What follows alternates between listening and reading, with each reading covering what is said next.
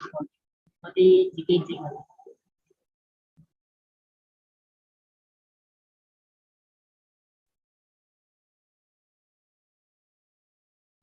good evening, everybody.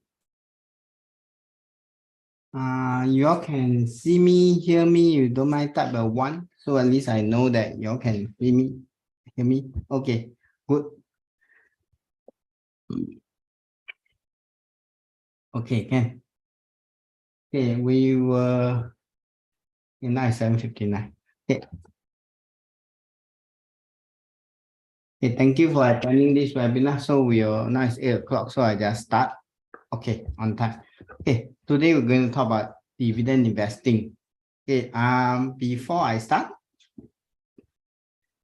this is a standard disclaimer. Okay, what I share with you is for your knowledge only. Okay, and for information only. If you do remember to do your own due diligence, as everyone is different. Okay, if you need any advice, you can just talk to us separately on the topic. Okay, in case some of you are new to me, okay, don't know who am I. I'm Darren Chu here, and actually our team operate the Philip Investor Center located at Westgate, okay, tower level 10. And I'm also a trainer for 2 IBF accredited program. Okay, it's not 1, it's 2 now. Okay, and I conduct this course called Lifetime Income Mastery, where I've been running this course for years. Actually, I run this course even before the COVID. Okay, until after and during COVID, I still continue this course. And I also have started a new course in case some of you are not aware. I also started a new course called the Risk Analysis course, especially at this current market juncture, interest rate rising environment, especially we see a big sell down on REITs. Okay, and but you're looking at long term, maybe now is the time for you to look into REITs. Okay, if you are looking at slightly long term investor. Okay, this is shout out to those past graduate for my Lifetime Income Mastery course. We got this CQ station. Okay, you can just download these apps onto your phone, and you can just look for Darren Chu group, and you can join this group where you can connect with me. Okay, and you can also post your question there. I'll answer that question along the way there also. Okay, I got this YouTube channel, and currently some of you may be aware that I'm doing this broadcast live also together on YouTube. Okay, so after today's session, you can also go to the YouTube to take a look. Maybe I post today's session maybe for about 1 week. Now I'll take it out from YouTube. And you want to know my other webinar, just go to my Facebook page. You just like or follow my Facebook. And in future, I got other webinar, you will able to see it from there. Okay, let me. Okay. Okay, this is me, the last slide about me. I'm currently the Senior Financial Services Director with Philip Security, taking charge of the Investor Center of Jurong East. Okay, and our team has started with only 4 of us when we opened the Investor Center several years ago, and now we have grown to more than 30 of us. So for those that want to make a career switch, you can talk to me separately, as I was an engineer for 10 years before I made a career switch. I'm also a qualifying member for the top of the table. That is the highest qualification someone can achieve in this industry. Okay. Just a refresher for as majority of you are Jurong East client. Okay. So just a refresher about Cash Plus account and cash management account. Do take note, Cash Plus account, there is no platform fee. I think other brokerage, some of the portals tell there's no commission fee, but there's something called platform Philip rate is very transparent, that there's no hidden cost in the way. There's no platform fee. There's no custodian fee for UK and Hong Kong shares. And what you see is what you get. Okay, what you see. So these are the commission rate on that. And it's a flat fee rate. Of course, you need to add the GST. Okay. And do think of this Singapore fees, 0.08% commission is include CPF and SRS transaction. Okay, that means if you happen to have SRS or CPF shares that bought sometime in the past and you want to sell your CPF or SRS share, please sell it on a Cash Plus account. Okay, so that you enjoy low commission. Because in the past, when you bought your CPF or SRS shares, you were definitely paying on this commission rate. Okay, and currently you are still using a cash management account to buy and sell your CPF and SI share, you will be still paying this. So actually you can migrate a CPF and SI share to Cash Plus account. Okay, and also Poem is a multi-asset platform. You can also buy unit trust there. There's close to 2,000 unit trust and there's no hidden fees. Everything is zero. Okay, there's no hidden fee on that. And for those that are aware that there's a money market account in Poem's account, and some people call it the smart part. Okay, smart part is just a term. Actually, it's money market fund. As long as you got Poem's account, you put your money in, you earn interest in a way. Okay, and this is the current rate based on 7 day running as of 30th of January. Okay, you will actually go in tandem with the interest rate environment. That means if the interest rate were to rise, this interest rate will rise. If the interest rate will drop, will definitely drop. Definitely, you cannot compare with fixed deposit. But if you compare a savings account, definitely it's much better, superior than savings account. Okay. There's one share bought by CPM money is kept on Point Cash Plus account. No, share is always kept with the bank, agent bank as a custodian. Okay, always with custodian, with the agent bank. Poem with Philip Security, don't keep CPF or SI shares. Okay, but you can sell your CPF and SI shares on Cash Plus account. Okay, regardless of where you bought it, you can buy it in other brokerage firm. Let's say you bought it in UOB Kay Hian. You can use a Poem Cash Plus account to sell your CPF and SI shares. Okay, so hope that I answer your question on that. Okay, and for those that want to open an account with our team, you can just scan this QR code. Remember, our team code is called PS1. Okay. And for those that are our client, we thank you for your support and you can actually scan this QR code and forward it to your client. And do remember to save our Jurong East team contact. Okay. So that you'll be notified on our stock call. If you're our client, you save this contact. We got any stock call, you will be notified on that. If you don't save our contact, we can't notify you. Okay. Because there's a WhatsApp rule. Okay. Now that's so much for the introduction. Now let's go straight to today's topic, how to live off dividend. Okay, so I'm going to talk about dividend investing. And along the way, you have any question particular to the topic, okay, you just type on the chat. Then I'll answer the question accordingly. Okay, please don't wait until the end. And please don't use the chat for chit-chat purposes. As long as you type a question, then I'll try to answer along the way. Okay. Okay, so first, when we talk about dividend, so when we talk about dividend, we're talking about passive income.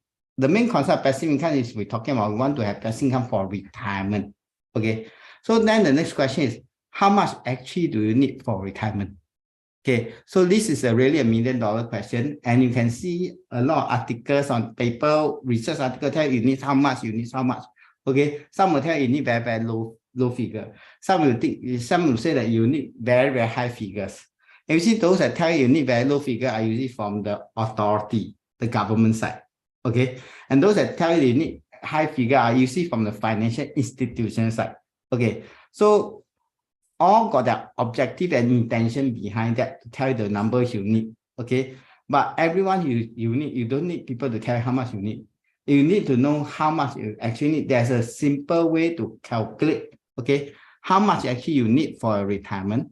And I call this a safe withdrawal rule. This is a rule from the US side. Okay. What does this safe withdrawal rule mean? That let's say you say that you want to spend $3,000 a month.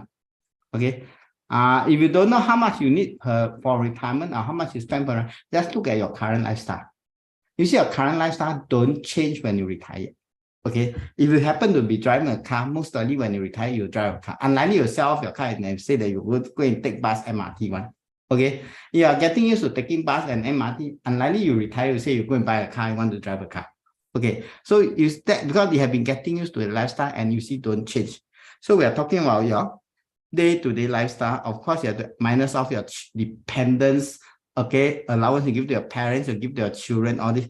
But by you retire, all this not supposed to be required. Okay, when you retire on that. Okay, let me just answer two questions.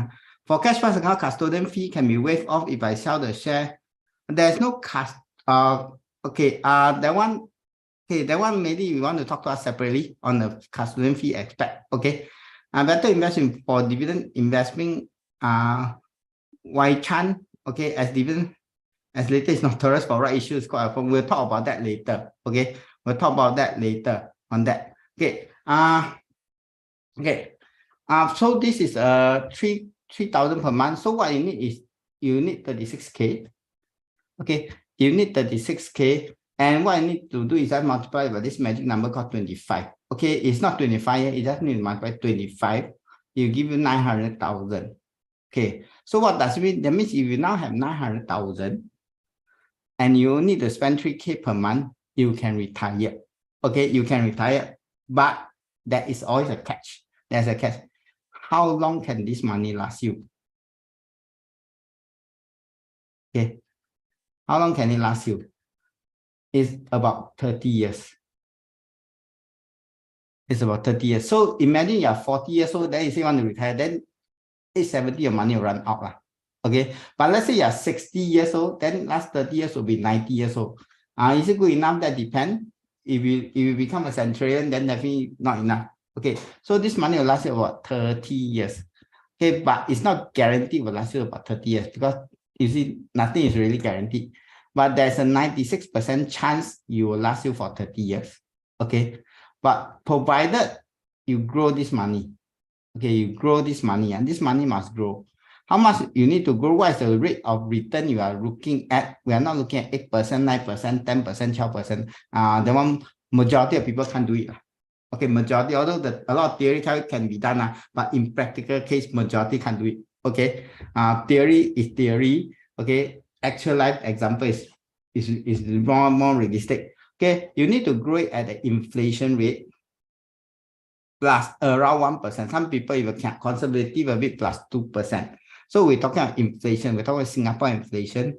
Of course, you don't know a current inflation, which can be 5%. This is temporary. Okay, to me, this is definitely temporary. If continue like that, I think a lot of people will have a disaster. Okay, so in general, Singapore inflation about 2.5 to 3%. So in general, you need to grow your return is around 4%. Okay, so this is what you need to achieve. Okay, on this aspect, then you can last you for that year. Okay, I'll talk about what to invest in later. Okay, so 4% that year. Okay, then because there's a check ask how much investment, all this. Okay, but let some of you say, Darren, like that a bit tough. I don't know how much I need to spend also. I just want to live within my means. Okay, so my spending can adjust because human being can adapt. Then you work the reverse way. Reverse way means that see how much you have. Let's say you got $1 million. Okay, you got $1 million now. So how much can you withdraw? Based on the 4% rule is that you can withdraw 40K per year. Okay, plus inflation. Plus inflation. That means this year you take 40K, next year you take 40K plus inflation. And you also can last you about 30 years. Okay, 96% of the time. Okay, but some of you say 30 years, I want more assurance. I want longer. Can or not? Can. But then you need to bring it down from 4%, bring it down to 3%. Okay, and you just withdraw 30K per year. Okay, you definitely can last you more than 40 years. You definitely can last you more than 40, and it can be even longer. Okay, it can be even longer. Okay, if your return slightly better, maybe inflation plus 2%, it can even last you longer. So this is what we work reverse way, and this is how this rule work for you. So, okay, but this is what I call the 4% rules. But one thing do take note, this one is only talking about your expenses. Okay, expenses, your food, your bills, okay, but it don't cover one thing. It don't cover one thing, which is medical bills. Because medical bills is an unknown.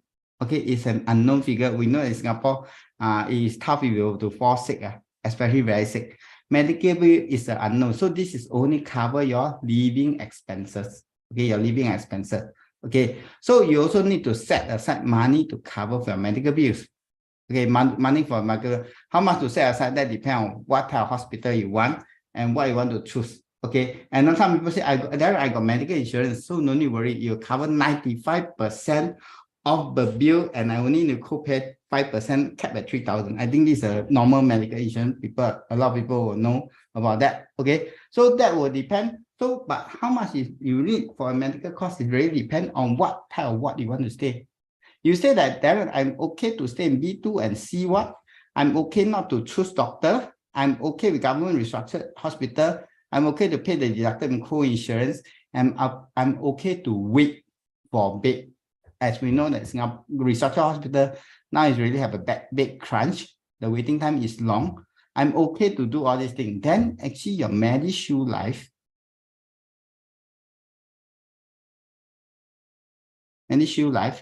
it is pretty sufficient to cover up to 80% of your bill already.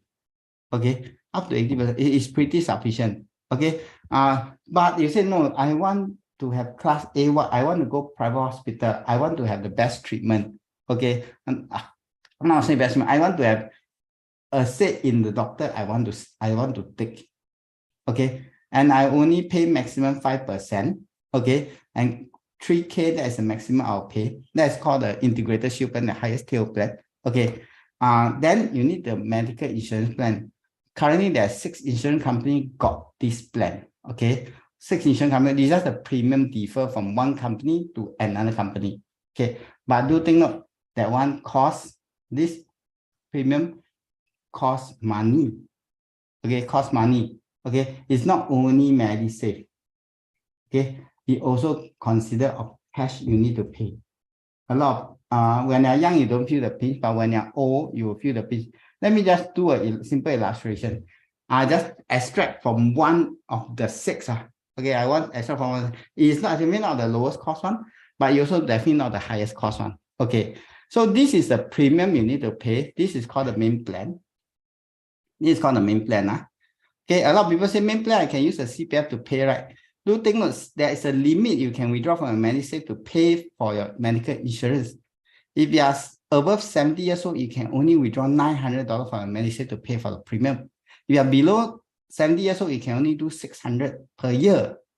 So whatever the premium here, and that's why there's something called cash outlay. So this is the amount of cash you need to pay. On top of that, the rider, because you say I only want to co-pay 5%, cap at 3K, then this is a rider premium.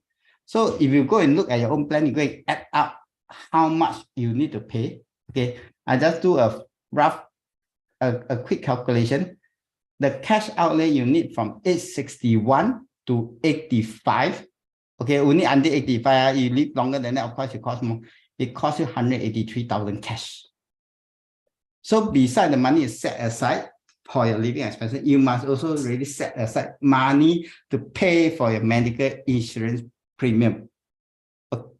Okay, and we know that this premium is not static. It's not static. And everyone knows the medical insurance premium only go up, don't really come down one. So this is based on today. This is our premium. 10 years later, I don't think it will be 183. It will definitely be higher. Okay, so this is, unless we can keep our medical costs down in Singapore context, which I think is pretty tough. So this is another money that you really need to set aside. Okay, you ask me how much you need to set aside. So you just need to look at your premium on that. Let me just answer some more questions. Okay, is HNS a critical illness enough for medical coverage? Jane, is enough for medical coverage, but that depends on your amount, but that's a premium you need to pay. Now can choose doctor, rule have changed. Or now can choose doctor, but also depend on what type of doctor you want on that. Okay, so this is where the amount you need to choose. But you say that I go okay to go to restructure hospital, then of course the cash outlay will be lower. Okay, cash outlay will be lower. This is for those that want to go like Mount E Novena, go to Glen Eagle. Okay, that type. Then this is a premium. But you say that I'm okay to go to government hospital, even A-Ward, the premium will be lower. So that depends on what they are looking at. Well, lately I got one client going for a heart operation. 7 days in Mount E Novena cost her more than 100 and close to 130,000. That's 7 days only. That's the estimate bill. The actual bill haven't come. And so this is how much cost you need to incur on that. Of course, she got medical insurance to pay for it. Okay, but all the while she have been paying for quite a few thousand every year on the medical insurance premium. Okay, so this is one part. So all this set aside, so we look at, well, how can we grow the money? Okay, and what can we grow with the money on that? So what can we invest in? So the first product we can invest in is called fixed income. Okay, fixed income in short is called bonds. Currently, I think the popular one will be what? The T-bills. Okay, but you have dropped below 4% already. Lately, you have go 3.8, 3.9, but still very high. Okay, Singapore savings bond also go below 3% already. So these are some of the product on the aspect. Okay, currently in the market. But do take note, TBA is very short term, six months to 1 year. But if you're looking at longer term, then definitely TBA doesn't meet your needs, and T-bills will not be high forever. It's already very high, it should come down already. It continues to be so high, I think there'll be issue also. Okay, so fixed income, we're talking about bonds. Okay, and come to bonds, there's this corporate bonds. Okay, and in Singapore context, corporate bond, there's more than 3,000 of them. Okay, it's not 100, 200, it's 3,000. Okay, in all denomination. But you are looking at SGD denominated corporate bond. There are about 300 plus of them. 300 plus of them. Okay, our stocks listed in Singapore SGX is only about 700 plus. Corporate bond got 300 plus. So actually there is a lot of bond there, and almost every week there is a new corporate bond issue. Almost every week there is at least one corporate bond issue.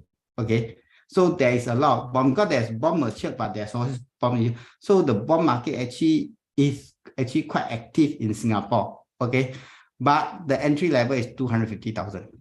Okay, which is out of reach for a lot of people.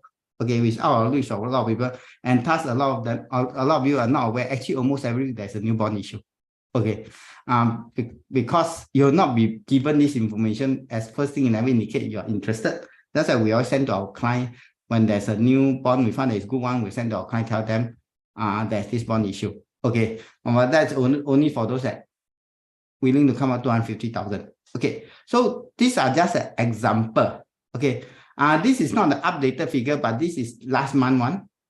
I didn't last month, actually not really, so late last month, some of the example of corporate bond that's in the market, that's already in the market. So we just use, I think some of the name, most of you look at the name will be quite familiar with, and not only listed company can issue corporate bond.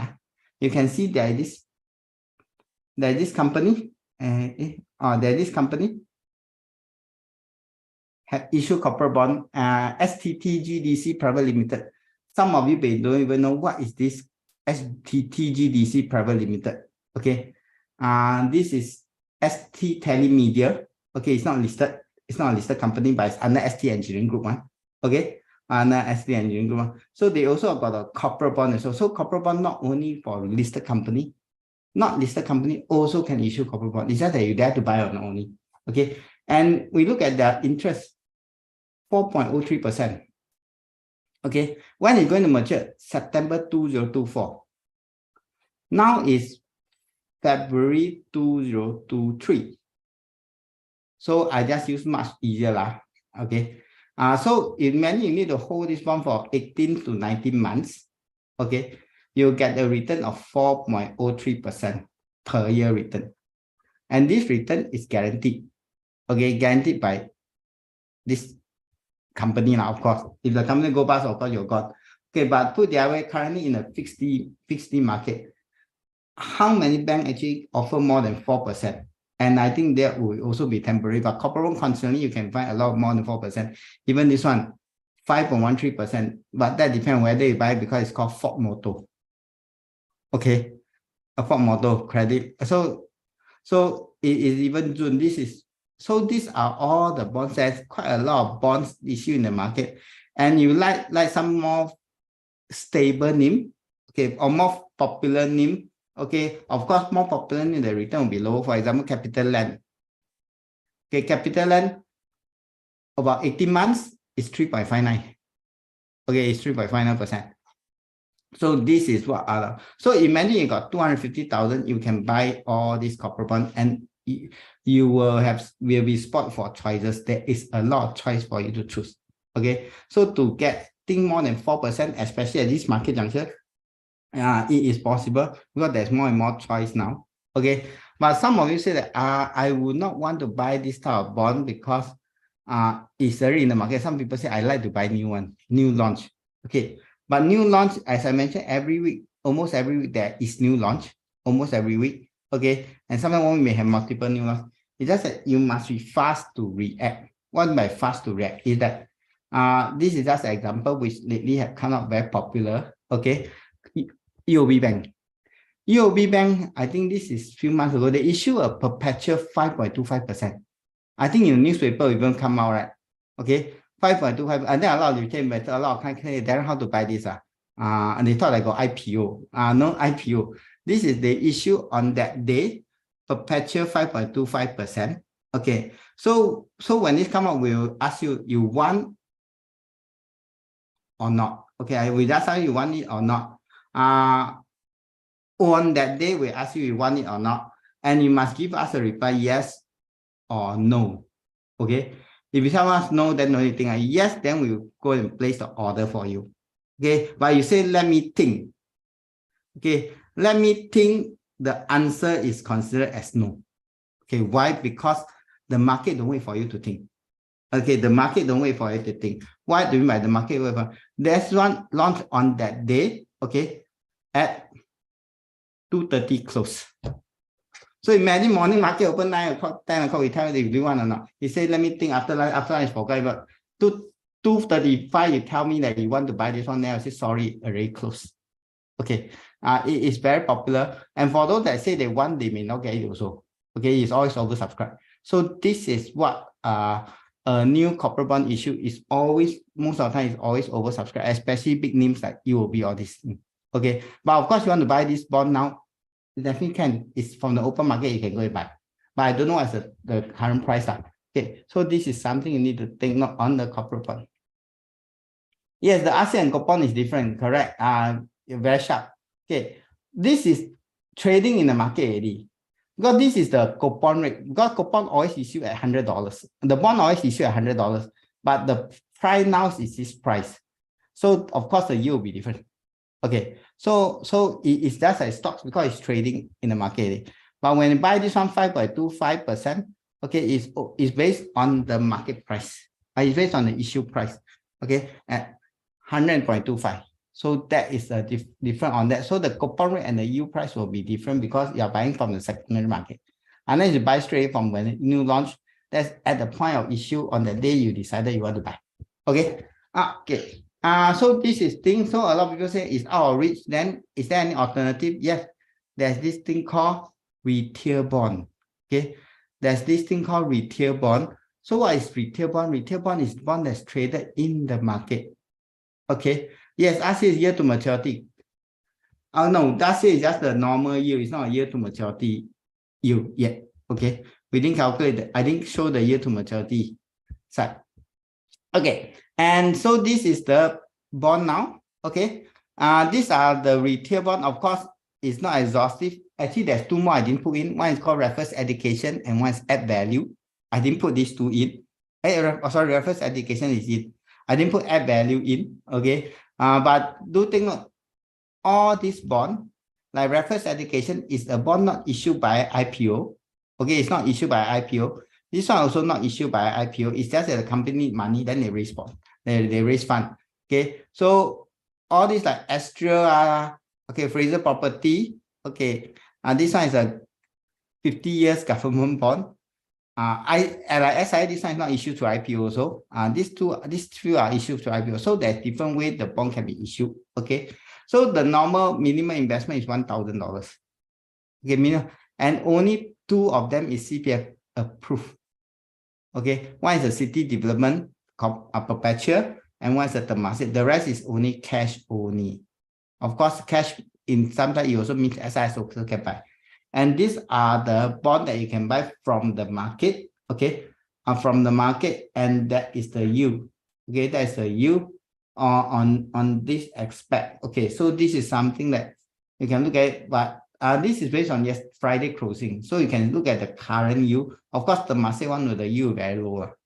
Okay, the Temasek yield will be very, very low for sure. Okay, so these are some of the bond that you can buy, but do think note. Do think note. This bond in the market, okay, if you never subscribe to the normal IPO, you want to buy from the normal market, there is something you need to take note is that it is very illiquid. Okay, it is very illiquid. What do you mean by very illiquid? Let me just show you. It is very, very illiquid, means that you will want to sell the bonds. You will have a hard time selling. Okay, you will have a hard time selling the bonds. Okay, because the liquidity is the issue for this type of bond. Okay, how liquid? Yeah, it's very, very liquid. Let me just show you. You mean retail bond, no, buy from market is $1,000. Someone asked me how liquid. I just show you a live example how illiquid this one can be. Let me just go through this SGX website. Okay, you go to SGX website.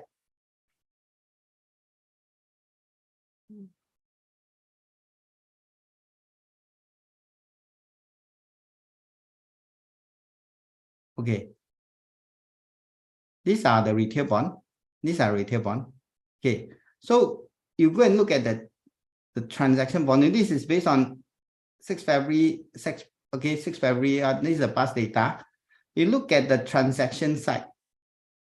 You look at the volume. Okay, and you look at the bid-ask spread. Okay, some of them the bid-ask spread can be quite big one. Some no transaction one. So it is, and look at the number of volume transactions. It is very, very little. Okay, it's very, very little. So these are the retail bond that you want to buy. Let's say you don't buy through IPO. Okay, you want to buy from the open market. First thing, not much seller. Okay, not much people will sell to you. So you got 100,000 want to buy. I think it takes a long time to buy. And let's say you buy already from IPO, then you want to sell. Along the way, you need money, you want to sell. You also have a hard time selling. Okay, unless you sell below market price. As we know, everyone knows that this bond is very illiquid. So when someone really wants to sell this type of bond, means that the person need money. The person need money is a buyer and seller market. You want to sell because I need the money. I want to buy from you. Definitely, I put a low ball. You ask you to sell me at low price. Okay, so this is one thing to think. It's similar like T-bills. Okay, also quite very illiquid. Singapore government bonds also very, very illiquid. So this is something you need to take note when you want to invest in the retail bonds. But the corporate bond, the 251, usually will not be illiquid, as it is traded in the international market. Okay, someone buy from you, maybe someone stationed in Australia, and you buy from someone, maybe someone from Malaysia sell it to you.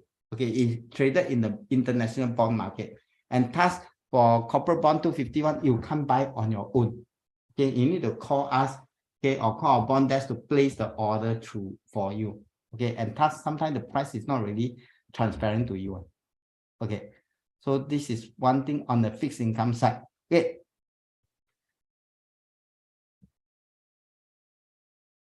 Okay, so this is on the thing.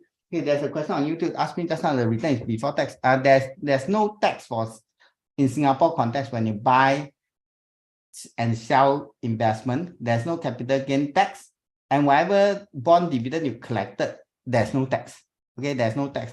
Or in case some of you thought that there's some tax, there's no tax. Not like US stocks got 30% withholding tax for dividend. In Singapore, there is no such thing. Okay, there's no tax on that. Okay, okay, so the second asset class you can buy for dividend is stocks. Okay, it's stocks and shares. And especially we're talking about Singapore stock. Singapore stock is good for what? Dividends.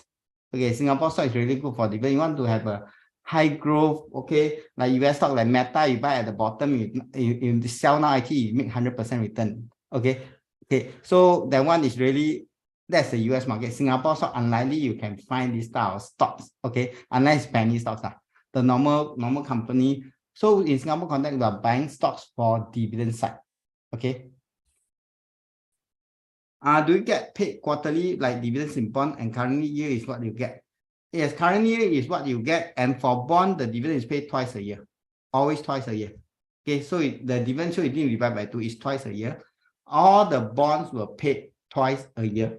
Okay, twice a year, unless it's the zero coupon bond, just a T-bill. If not, all the bonds will pay you dividend twice a year. Okay, when talk about shares buying dividends, okay, I just share you when you want to look at shares for dividend share, some of the things you need to take note of. Let me just give you some example. Okay, I'm going to talk about 4 companies today. Yeah, 4 Singapore company, and these 4 Singapore company all start with the letter S. I try to use S. S doesn't mean Singapore, but it's a household name. All these 4 companies definitely is a household name. Definitely, I will believe that all of you will heard of these 4 company names. You may don't know in detail of the company, but definitely you heard of. Okay, all start with the S. Okay, you can start to guess.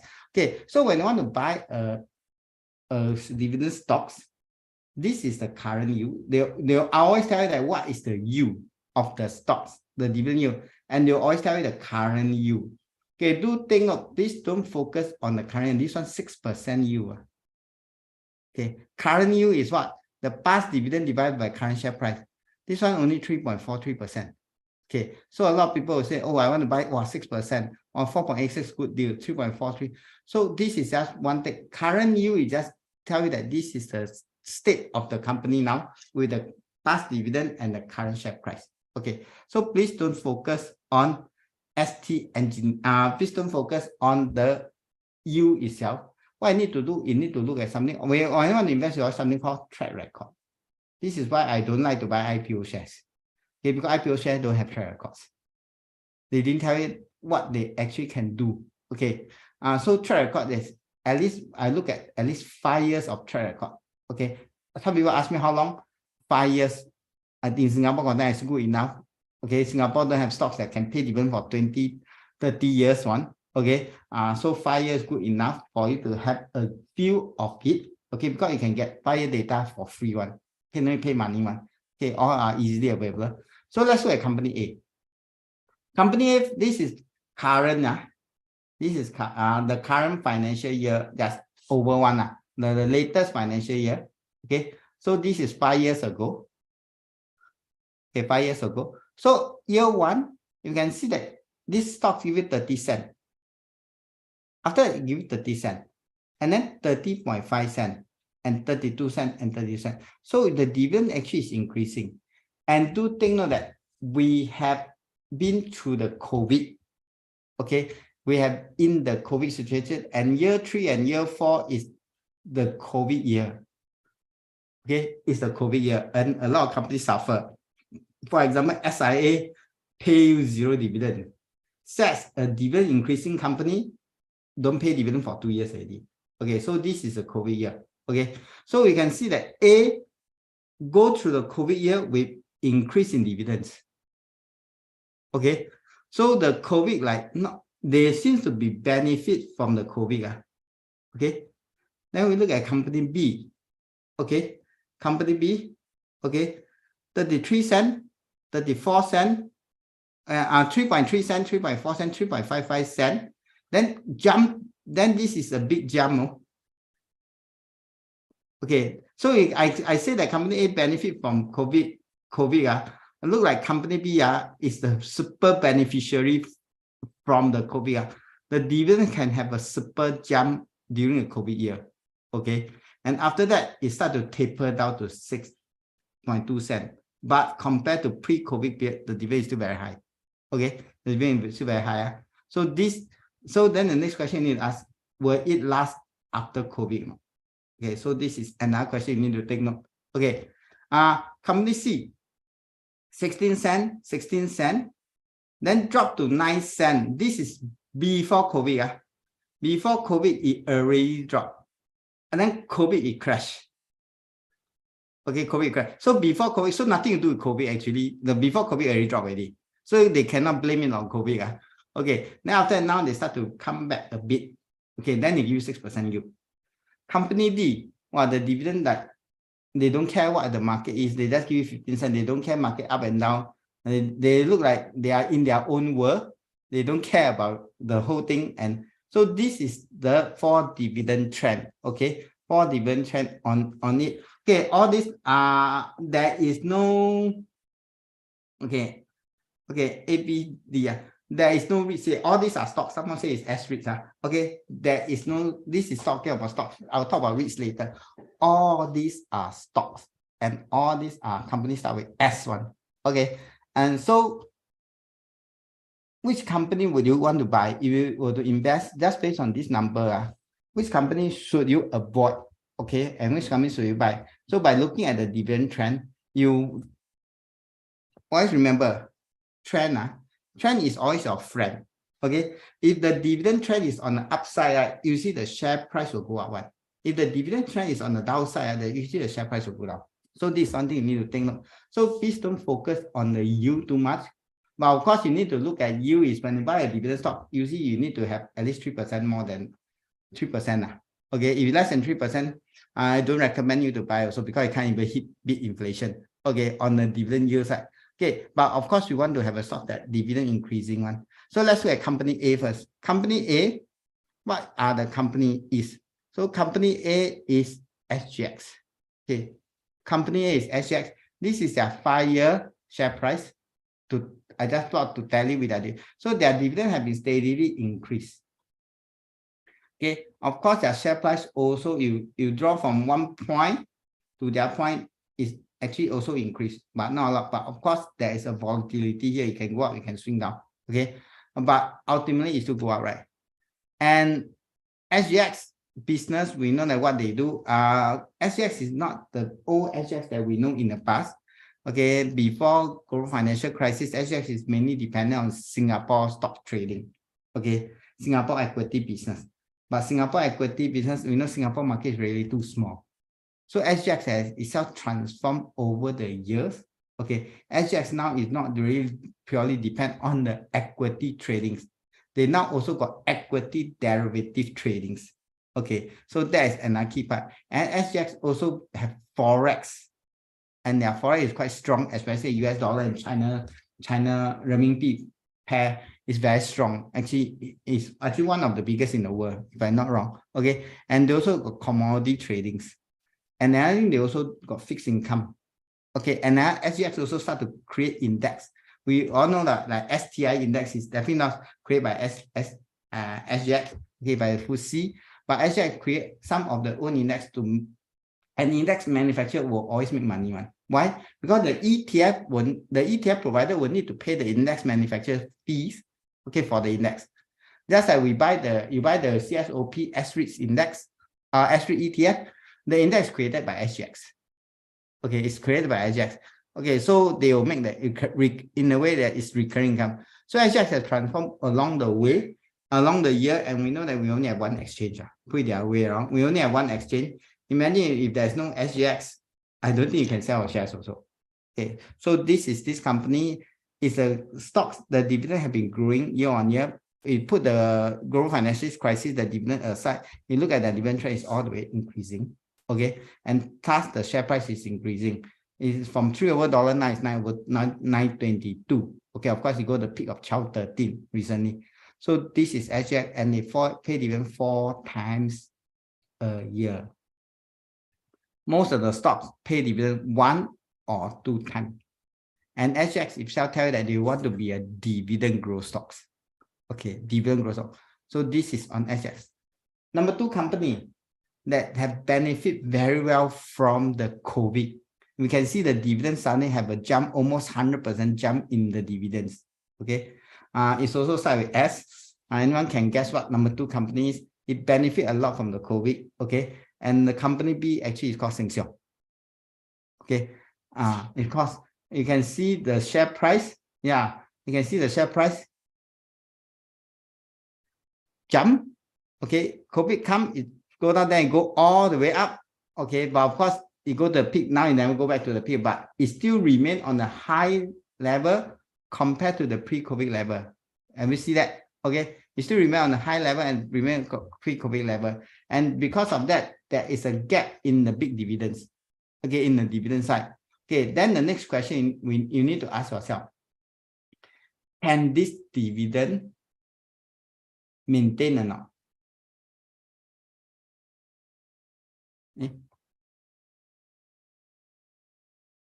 Okay, can they maintain the dividend, or they will revert back to pre-COVID level? If the dividend revert to pre-COVID, the share price will crash. Okay, so this is something you need to think about. If it revert back, the share price will crash.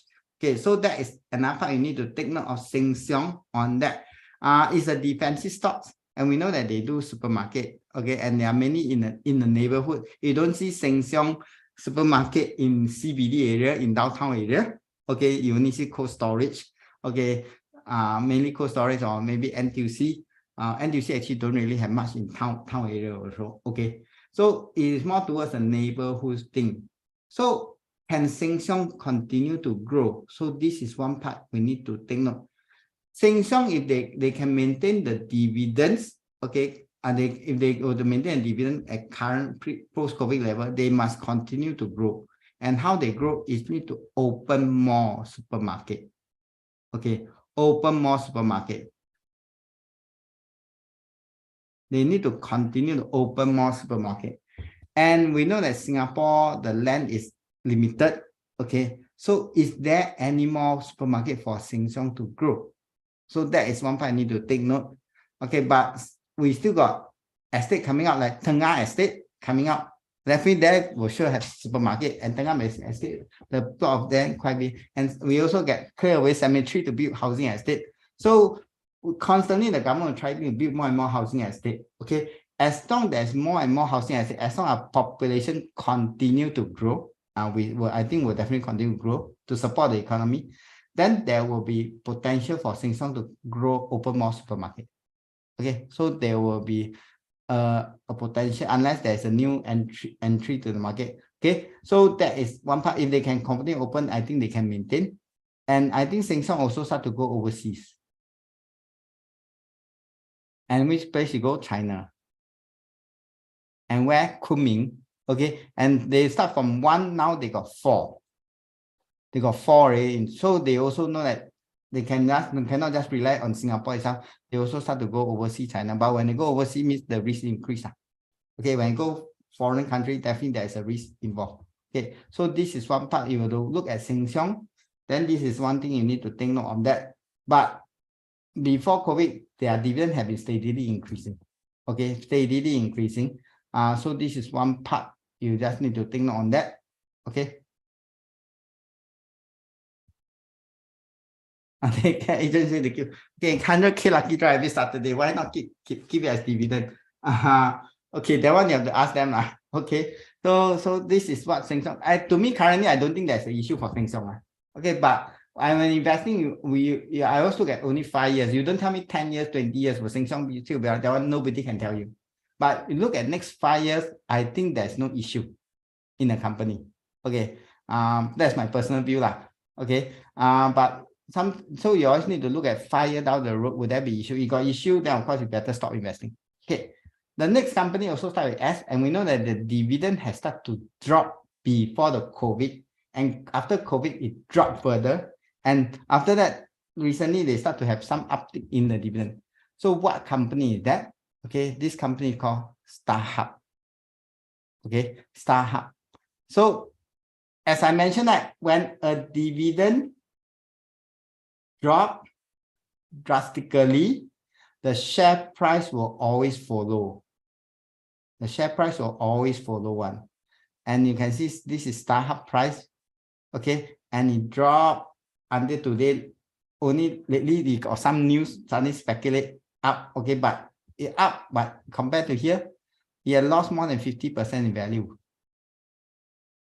Okay, it has lost more than 50% in value. And so this tells that it is really obviously a downtrend.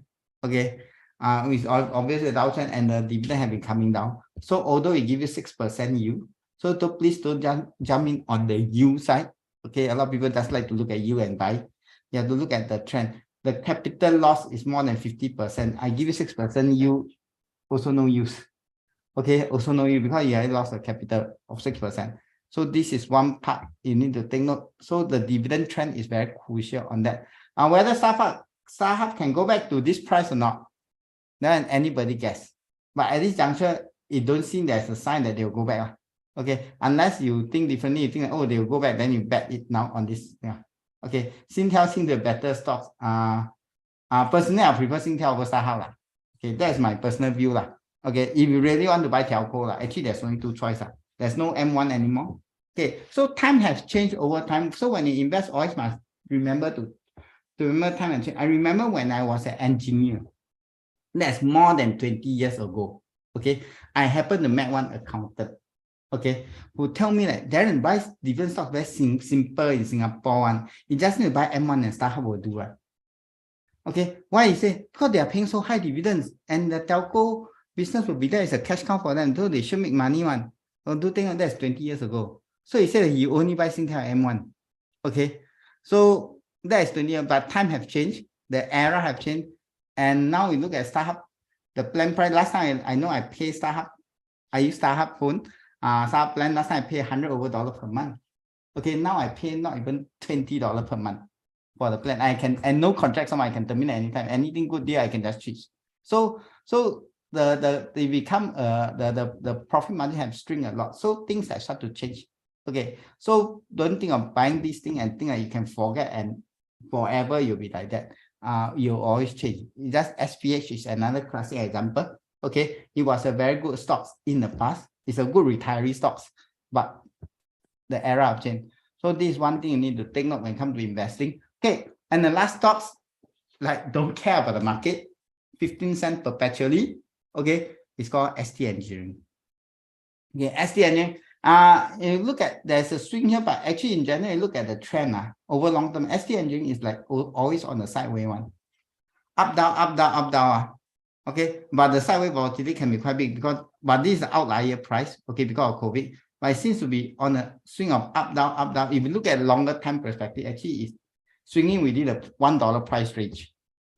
Okay, and that's ST Engineering, and ST Engineering, more than 50% of revenue is come from defense. Okay, and this one will be definitely a business for them. Although they have started to grow internationally, their defense is not like only making rifle. They also can build tanks. They build battleship. They also can service the fighter jet, US fighter jet some more. Okay, so their defense is not the old type of defense. They are very advanced type of defense. And of course, they got other business, the commercial side business, the intelligent businesses that is, and actually all are indirectly defense related. Okay, so this is ST Engineering. So it is a boring stock that pay 15 cents.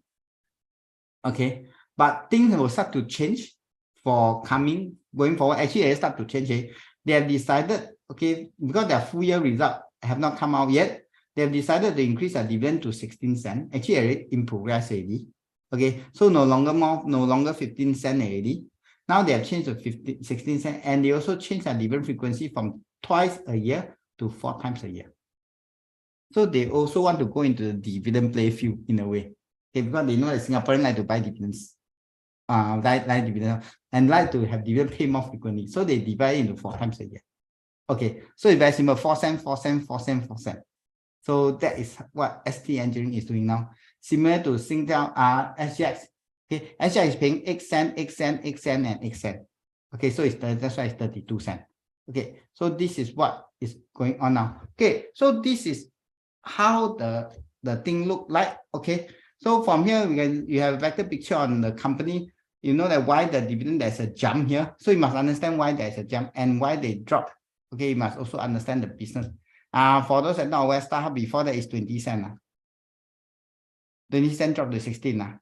So it's not 16 dropped to 9 cents. Before that is even low, even higher one. Okay. So, and before that, this one I think is 28 cents. Okay. Then start to increase up one. This one is all about 15 cents. Okay. So this is, if you look longer term. Okay. But this is just one factor on when you want to look at it. Then the next thing you want to look at is that, is this dividend? Okay. Is this dividend you collected? Is it real one? Is it a real dividend? What do you mean real dividend? Okay. When you look at stocks, there's a part you need to look at is first, let me just talk about this. Okay. When you look at stock, there's something called earning per share. Okay, how much money I make by one share you hold. Let's say earning per share is $1. Okay, $1. So I make $1 per share for you as an investor, the company. So I pay you dividends. I pay you 50 cents in dividends. Okay, so this is called dividend per share. So DPS. So EPS is called earning per share. DPS is dividend per share. So what does it mean? That means I earn $1, I pay you 50 cents in dividends, and I keep 50 cents. Okay, I keep 50 cents as a company because the company need to keep money for retained earning for their future expansion. They don't pay you 100% of the money. Okay, so this will come down to something called payout ratios. So payout ratio is always based on dividend per share over earning per share. So it's 50%. So this is how it works out. But let's say a company earning per share is $1. But they pay you dividend per share is $1.20. Can it be done or not? Okay, can it be done or not? The answer is yes. Okay, just like you were to earn $5,000 a month in income, but you spend $6,000 a month. Can this be possible? Yes, it's possible. Some people actually do that. They overspend what they earn. Right? Okay, at the end of the month, they already have no more money left from their income. And the next one, where's the extra 1,000 come from? It's from the savings. Okay, from the savings is okay. Okay, so from the savings, so what company do? Why they can pay 120? Because it's from their past return earning. Okay, but there's another way they can pay dividend, no? Is borrow money. I think Singapore's company don't do that. I think US company got company do that. They go and borrow money, raise money for that, then pay dividend to shareholders. Okay, not because they don't earn the money. They pay. Okay, so this one is really need to take note on that. But Singapore, you see, they take from retained earning. Then the next question you need to ask yourself: is this sustainable? You earn $1, the company pay me 120. They take the reserve to pay me 20 cents. So you need to ask this thing called why. Why the payout ratio is more than 100%. This is you need to understand. You need to see why. Don't just see that, oh wow, high dividend, just go and buy. Okay, when you do that, the share price. So you need to ask the management why they do that. Is it with the intention to jack up share price? Because they know that a lot of retail investors don't know one. Okay, so people just rush in to buy dividends. Okay, number two, is it because there's no growth? That means what do you mean no growth? The company said, I got so much money in my bank account, but there's no plan for me to use the money. I must return it to shareholders. Very nice word. I return it to shareholders. Okay. So that is they give you. So then the next question, return to shareholders. That means you don't need the money. I'm buying into a company that got no growth future. Okay. If there is no growth future, can the share price grow or not? So that is another thing you need to think also. Why they want to return me the money? Okay. And the next question, they can return me 1 year. They can return me 2 years. Can they return me perpetual? If they cannot return me perpetual, one day they cannot return me more already, their dividend will cut, right? What will happen? Share price will plunge.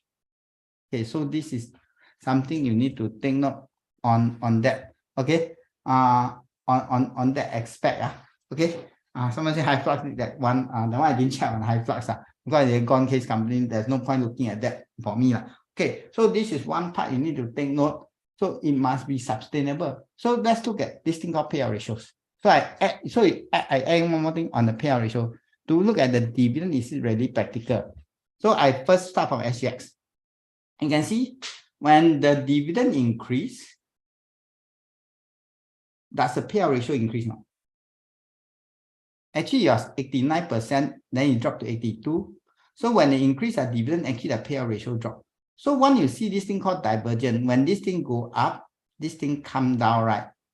This tells you something that they earn even more money.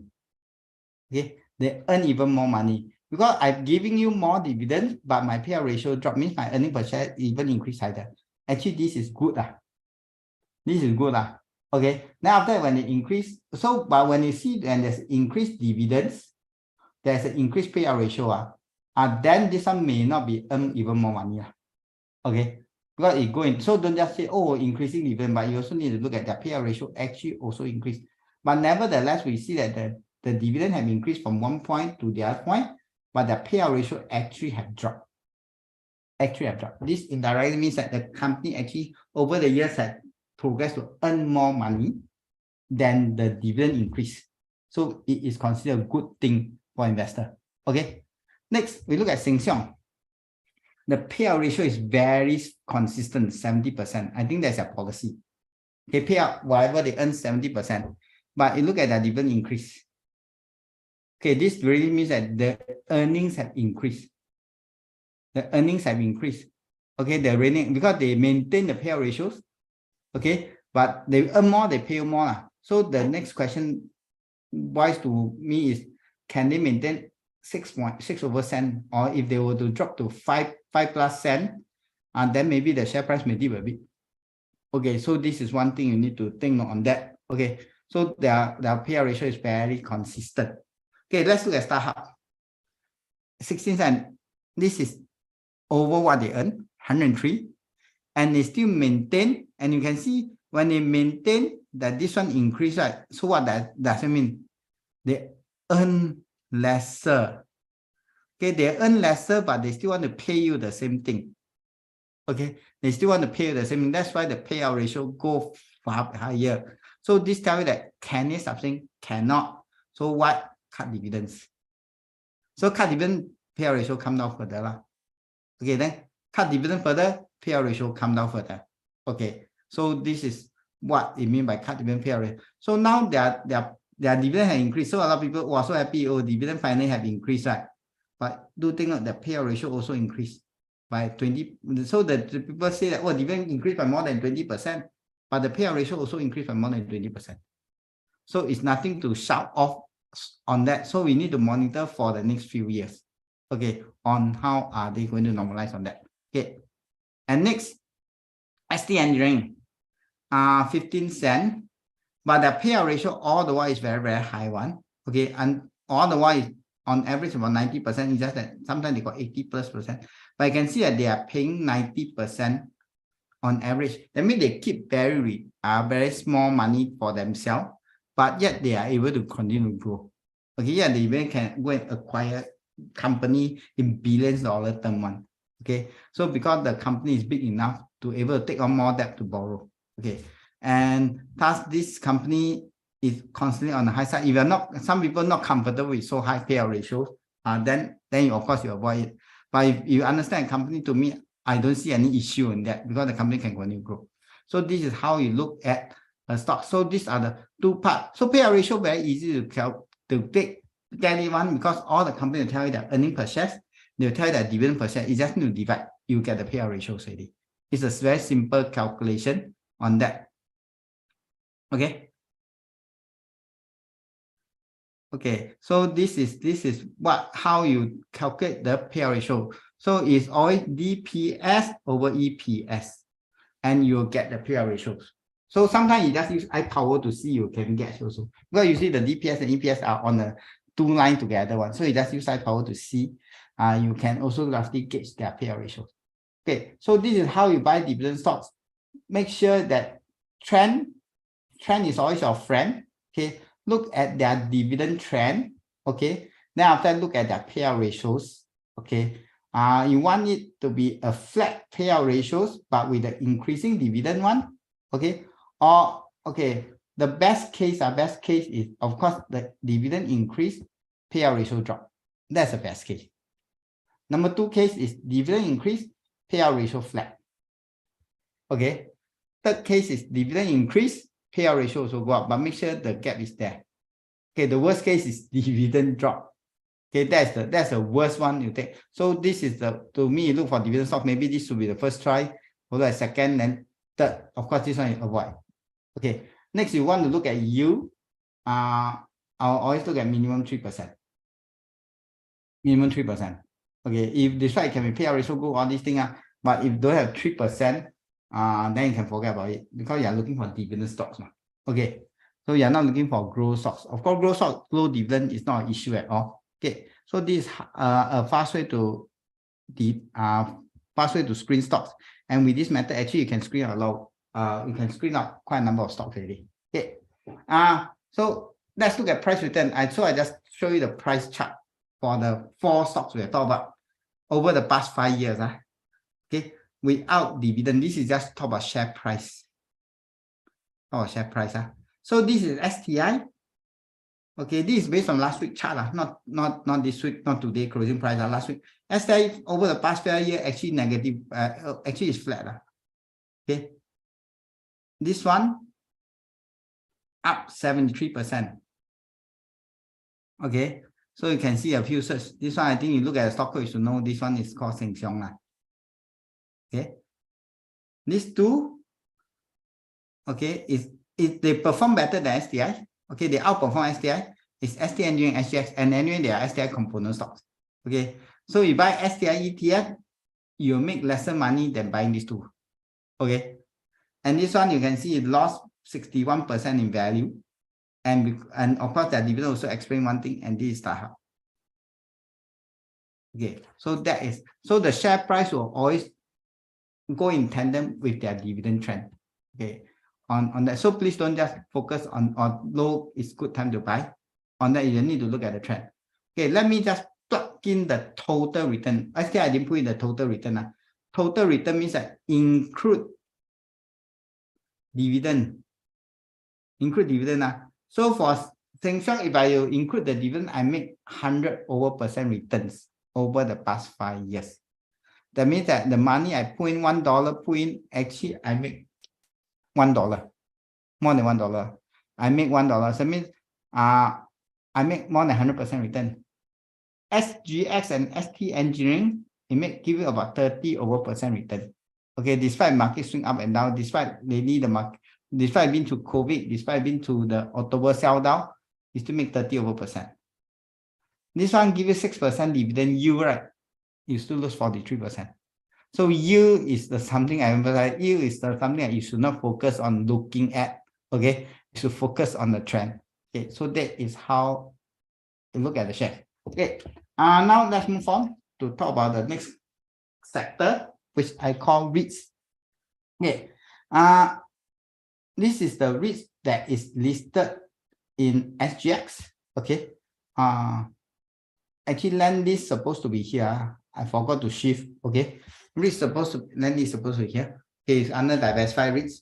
Okay, so a lot of people buy REITs just because on dividends. So that is also something that I will say. Please don't look too much on dividend yield. Okay, please don't do much on dividend yield. Although REITs will have higher dividend yield than stocks. That one no choice.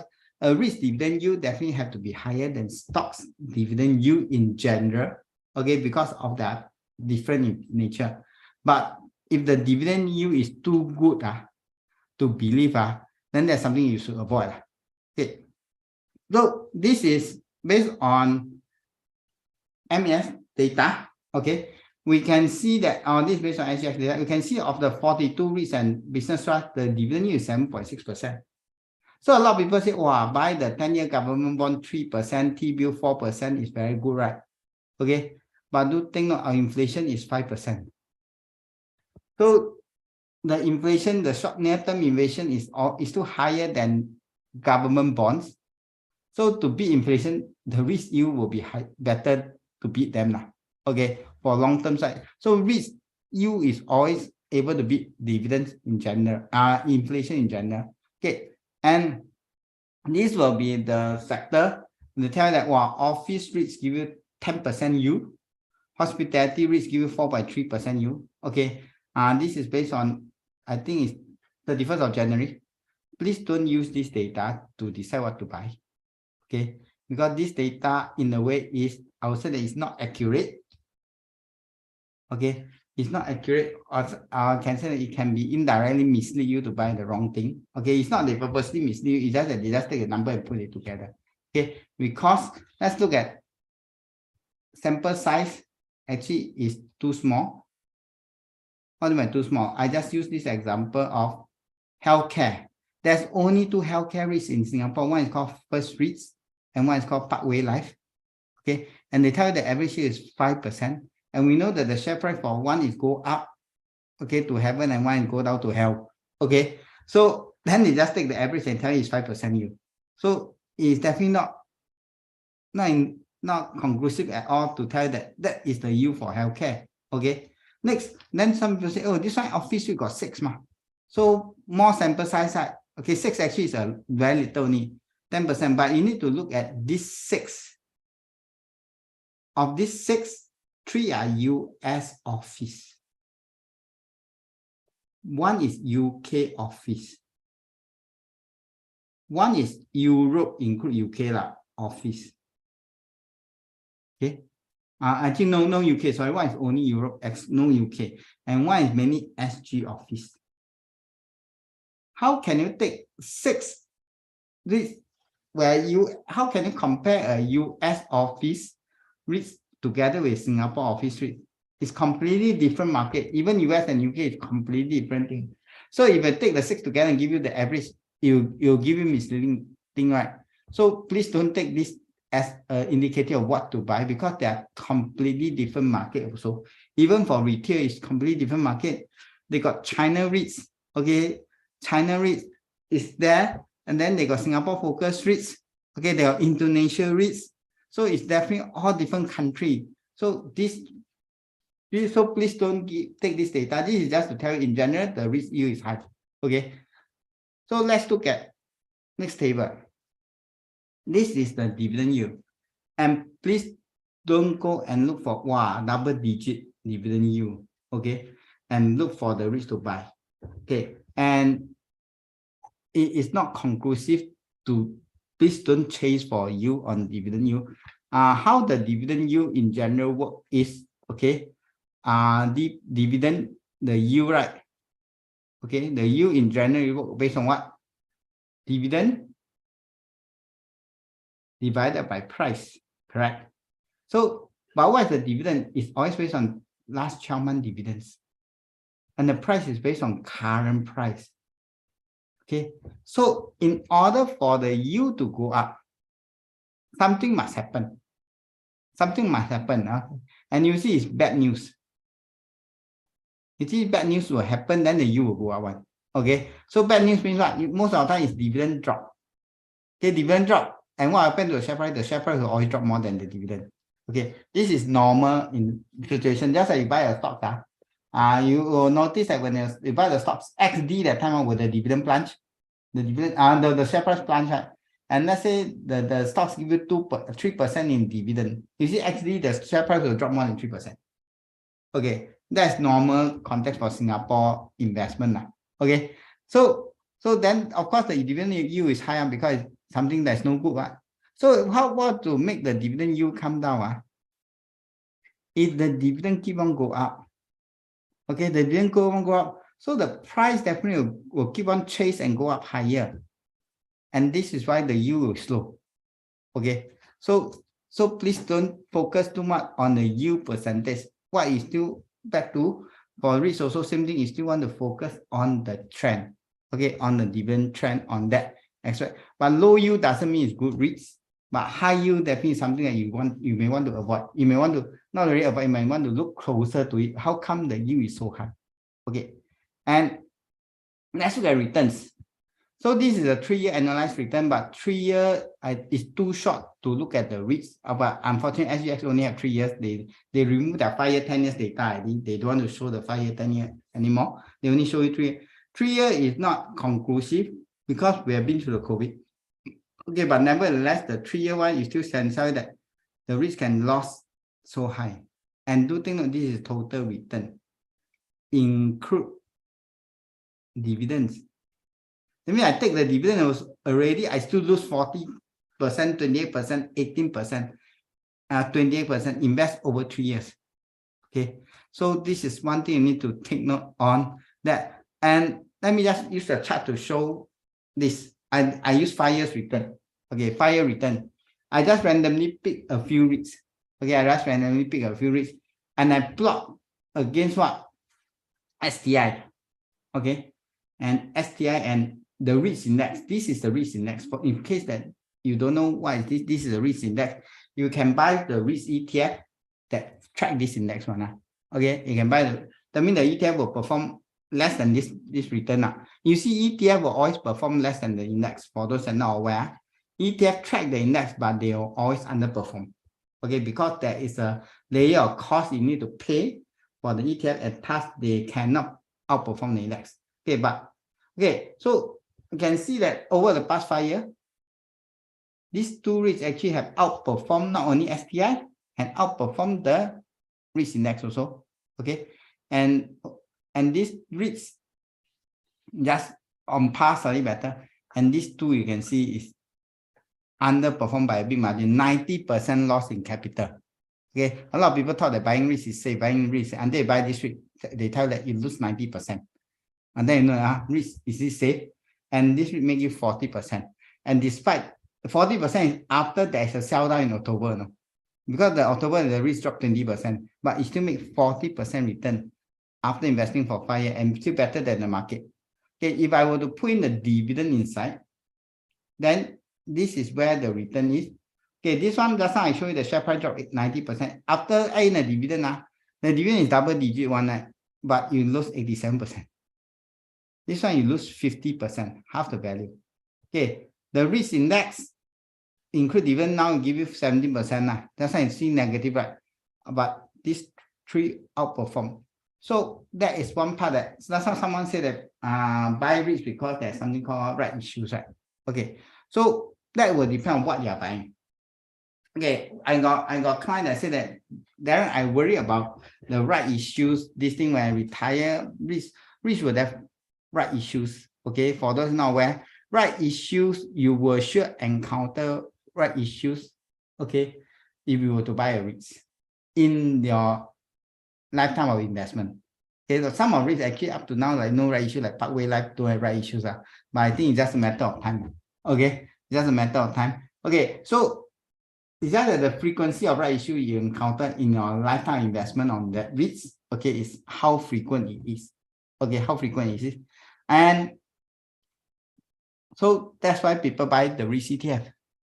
Because the REIT ETF will automatically take care of the right issues. Okay, will automatically take care of the right issues, and you avoid you getting this type of returns. But of course, you don't give you this type of returns. Okay, and no need to think too much about the right issues also. If you were to buy the REITs that will only focus on doing yield accretive, deep yield accretive acquisitions, right?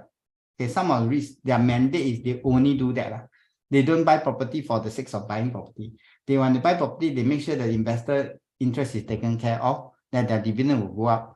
If you buy that type of REITs that will always deep yield accretive one, even there's a right issue come, you don't subscribe, your dividend will still go up. And the share price will still ultimately go up. Okay, so but so that is another part when you want to select REITs, then this another criteria you want to choose on that. Okay, but ultimately, a good REITs will always outperform the market. Just like a good stocks will always outperform the index in general. Okay, so this is on the REITs aspect. Okay, but REITs pay dividend twice a year and 4 times a year. Some of REITs pay 4 times, some of REITs pay twice a year. So if you want to have dividend that pay every month,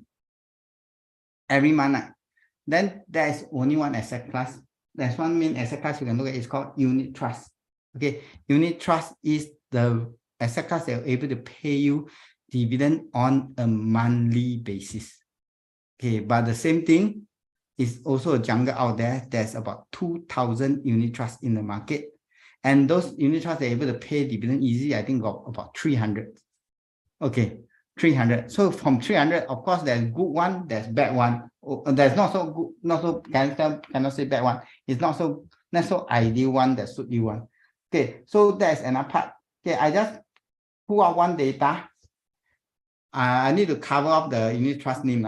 Okay, this is dividend yield, and I just have take out the top dividend yield unit trust. Okay, you can see here the top one. Okay, and this is the top dividend yield unit trust, double digit. Okay, please don't look for same thing. Please don't look for yield that is double digit. We need to understand how the unit trust pay dividends. Okay, and when you look at unit trust, another point, another thing you will want to look at. Okay, it is called this NAV. Okay, net asset value. Okay, the NAV. This is one thing that you will want to look into that when you want to buy a unit trust. Okay, a unit trust will always launch at $1 or $10.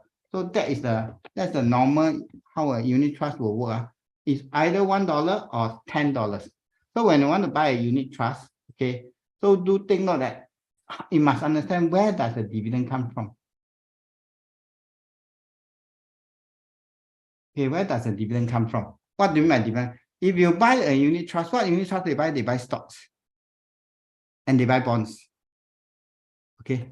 And if they buy stocks and buy bonds and they tell you that they can pay you 8% dividend yield. You must think twice. 8% dividend yield. What stocks they buy, they pay you 8%. And what bonds they buy, they pay you 8%. Okay. Is there such stocks in the market or not? Is there such bond in the market? Maybe have, but not a lot. Okay, not a lot. Maybe have, but not a lot. Then the question is, they don't buy one counter, two counter. They can buy 100 stocks, 200 bonds, right? So is there so many in the market? So this is one thing you need to think. So it's too good to be true. You just need to be careful on that. Okay. So how does a unit trust pay dividends? Okay. How does it pay dividend? So there's always two parts. Let's say they pay 8% dividend yield. So one thing is on the stocks and the bonds they buy. Okay. So they give you dividends. But unlikely they will be able to give you 8%. Okay, I said unless you buy those Asia high yield bond, maybe possible. Okay, so maybe they pay 5% dividend yield. Then where's the other 3% come from? Okay, in a bull market, there's something called capital gain. Okay, so capital gain. So capital gain, they make profit, they sell the profit, give you the dividend. So you got 8%. Okay, so your dividend is not really real dividends. Okay, it's not really real dividend. It's really dividend plus capital gain. But a lot of people just think, oh, I got dividend and dividend. Actually, it's not really. But what happens when there's a bear market? The dividend definitely will definitely drop. Let's say drop to 4%. Then this one, there's no capital gain, right? Then how to get 8% dividend yield? How to get 8%? So where the other 4% come from? Money must come from somewhere, right? So this is what I call return of capital. What do I mean return of capital? Return of capital means sell your investment. Sell investment, okay, and give you back your money and tell you it's dividend, so you get 8%. So what does it mean? It means that let's say you invest 100,000, in, right? Okay, then they generate 4,000 in dividend for you already. But they need to give you 8,000, right? So the other 4,000 come from where? They go and sell your 100K investment, they go and sell 4,000 off. Then they take this 4,000 and give it to you. So this is what I call return on capital. Okay, this is what I call return on capital. So your value become what? 96K. But your paper record still your record on paper is still 100K. Okay, your paper record is still 100K. So then you see, how come the price drop? Of course, the price drop because they sell investment. The NAV will drop. Okay, so this is one thing you need to think. Hey, how come I take money dividend but my capital loss? Because they sell away investment. So this is called return on investment, and it's perfectly legal. Okay, and it's international practice. It's not a Singapore practice. Okay, it's an international practice. Okay, but not all fund house practice that. Some fund house do that. Some fund house do not do that. Some fund house don't do that. They even use that as a marketing pitch that they tell you, we never do that. I've seen fund manager tell you, we never return on capital. Okay, it's not in our policy. Okay, some fund house do that. Of course, they will not tell you that. You need to ask them, hey, your dividend come from where? They will tell you a lot of stories. They may not tell you directly. Okay, because if they never do that, they will dare to upfront tell you that, oh, I never do that. But if those that do that one, they may say, oh, sometimes we do that. Some of them will tell, I'll give you, go around the bush, never give you a direct answer. Then you can guess already. So this is how the dividend come from, okay, from the return of capital. So, did they tell you that? Actually, they tell you that. They tell you in the fine print on the fact sheet. For those that fund house, they'll tell you that this word called positive distribution yield doesn't imply positive return. So it means that you got dividend yield doesn't mean you'll make money. Okay, so this is what they mean by that. Oh, I get 8% dividend yield doesn't mean you will make 8% return. You may lose 10%. Okay, so in that you lose money. So this is one part. This is one type of fine print. Another type of fine print, they even, that's why it's very direct. This one is very direct. They tell you historical payment may comprise of distributor income or capital. So this is called return of capital or both. So they very direct, they tell you that. But so this is the fine print in the fund fact sheet. You buy a dividend fund, you can go and look for got this type of fine print or not. Then if they got this type of fine print, then you can go and ask the person that sell you, did they pay out the dividend from the capital? Okay, so at least you'll be informed before you buy. And some investors are okay for return of capital. Some investors are okay for a return of capital because as long as I want a lifetime income, I want a lifetime income. So as long as you give me 8% dividend year, as long as you don't go bust, you don't lose 100% of money, I just get my dividend. And when I gone already, whatever money left inside, it's not important to me. Okay, it's for my children, not important to me. That's the same thing as CPF life. When you live past certain age, when you pass on, there's zero bequest. So it's still the same thing. It's still the same thing. But for unit trust, unlikely you've gone 100% of money. Okay, so it's just that you need to, when you invest in it, you need to know what you are taking at. Because I see some retired, they just take high dividend unit trust by knowing that it's from their capital. But they are okay with that because anyway, they say the money left behind, got left, give to the children, don't left, it's okay because I'm more concerned my retirement. So it depends on what you are looking at. Okay, so that is one part. You need to take note on that. Okay, and these are the 4 asset class. And what is the last one? Okay, what's the last one that you can invest in is called savings and retirement plan. Okay, savings and retirement plan is a guaranteed product by the insurance company. Of course, there's non-guaranteed component, but whatever is guaranteed is guaranteed. So there are different type, depend on what you like. Just like I myself bought this type, one of this type of plan for my children actually bought my wife him. Okay, this type of savings plan is that there is no maturity date. That means that I buy the savings plan, let's say, not like last time, buy 25 years savings plan, 25 years, they give you money. This one is no maturity date. That means that I can decide when I want to cash out the money at retirement age. Because I don't know when I need the money. So I buy this type of plan, got no maturity date. So at certain point of time, maybe at certain point, I need some money. I take out some. I not take out all. Then the balance continually grow. At certain point of time, I need some more, then I take out some. Okay, so this is one called no maturity date savings plan. Okay, another type of plan is give you fixed type of payout until a period of time. Then at the end of maturity, they give one lump sum. Okay, there's another type is inflated one. Okay, just our CPF life, the inflated plan. That means the payout increase at a guaranteed inflated rate. Let's say you want 3.5%, they increase 3.5%. And at the end, they give one lump sum, but this too is non-guaranteed. Okay, and the last part, which is the more popular part one, is that give you, just like CPF life, give you a guaranteed and a non-guaranteed part. Okay, so this one is one thing good about this, that you don't depend on maturity, how much you get at one lump sum, especially when 85 years old, 90 years old, give one lump sum. I don't know what you want to do with money. But when are still active, you get this money when they're still active. Okay, so there's no good or bad. Okay, that depends on your preference. But what is their returns for this type of plan? Okay, so do think of this type of plan is no risk. No risk, okay, and it guarantee you income for life or a certain period, let's say 20 years, 30 years, okay, and thus with this thing come in, with the guarantee come in, you cannot expect high return. You also you need to make you need to be practical. A lot of people tell me, hey, Darren, return too low. Yeah, return too low because no risk. Guarantee what?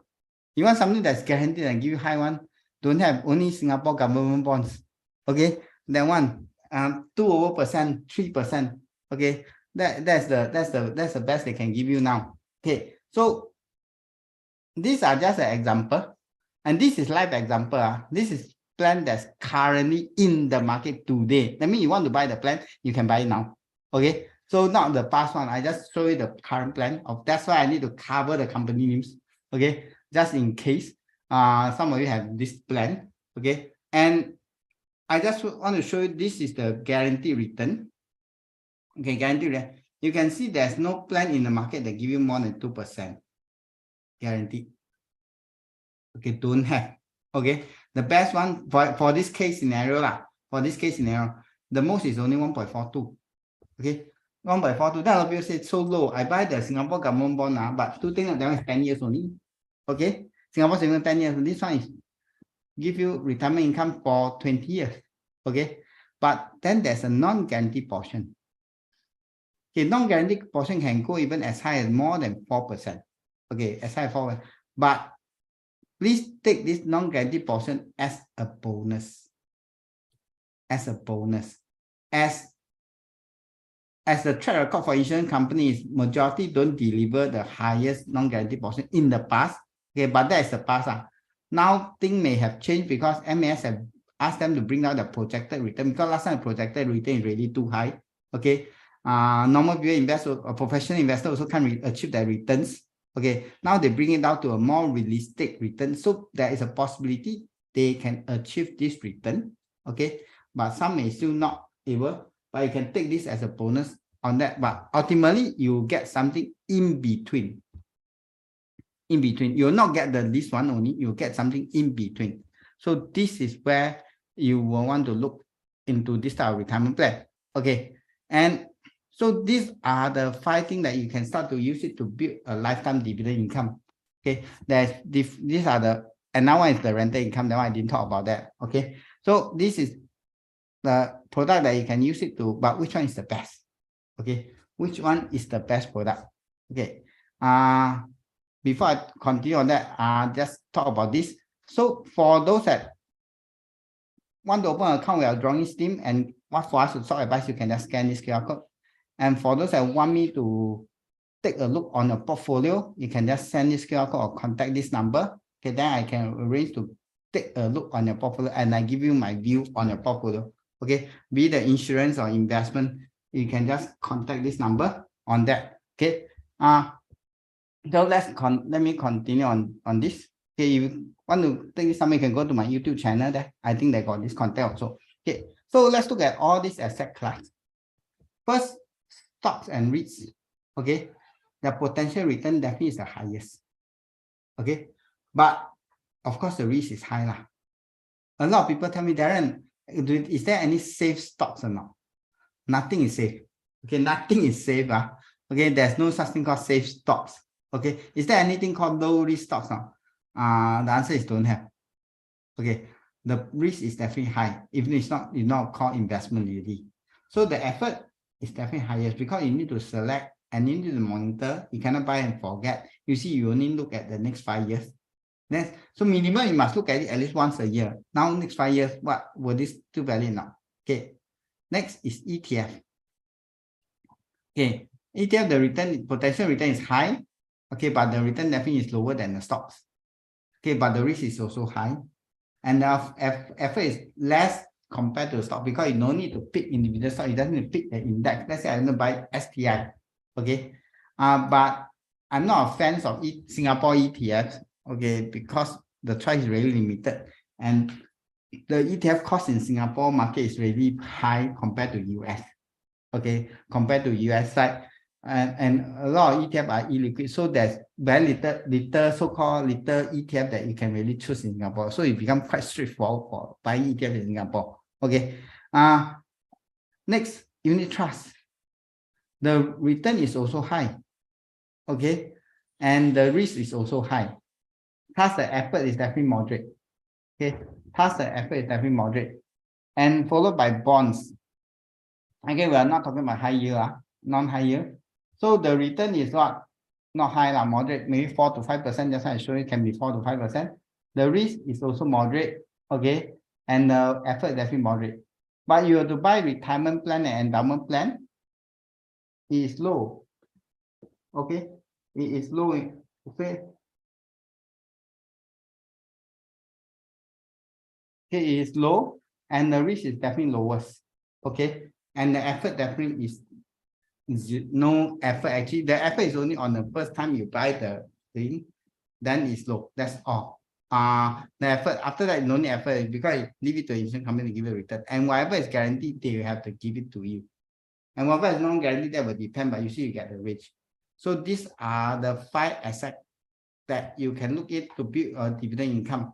Okay, and now points out to which one is better when build a multi-asset portfolio. Then we need to look at another thing called life expectancy. Okay, life expectancy. Okay, so this is a life expectancy of Singapore based on 2019. Okay, you can see female live to 85 years old. Okay, and male live to 81 years old. So I just take the average 83. Okay, what does life expectancy means to us? Okay, life expectancy means to us means that at this age, okay, half of us were gone. Half of us were gone. It doesn't mean everyone will live to 83. It means 83, half of us were gone. Okay, so gone, they don't bother. But the other half of us will still be around. Okay, the other half will still be around. Okay, so whether it's fortunate or unfortunate, we will still be around is depend on certain things. First thing that you must got money. Okay, number 2 thing, you must got health. Okay, if you don't have health, make sure you got good insurance plan. Good insurance plan, you must got money to pay for the insurance premium. Okay, so ultimately, boys out, you still need to have money. Okay, you still need to have money. And so you take a thing further, look at it, is now most of it, I think, is definitely less than 83 years old. Okay, majority of it. So imagine now you are very alert, you know what stocks to buy, what investment to do, how to do your own planning. But take a look at 20 years, 30 years down the road. Do you think that you still can do the same thing as what you're doing now? Do you have the ability to do that? Okay, aging is one thing that everything will slow down. Okay, everything also, even our brain function will think slow also. Okay, and also that do you want to have worries during a retirement age that you think, oh, our market come down, I need money for retirement. Okay, I don't have money, need to worry, or just want to enjoy retirement life.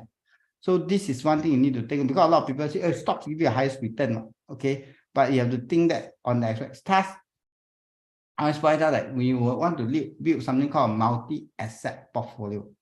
Okay, a multi-asset portfolio will usually comprise of something that is non-guaranteed. The bonds, the REITs, the stocks, the unit trust I've talked about, and also the rental income. But I do think that all this, I consider them as a risk-based investment. There's certain risk. And there's another part is the CPF life, the retirement plan, I talk about that, the Singapore savings bond, the Singapore government bonds. All these are called a promise-based asset. Okay, all these are called a promise-based asset.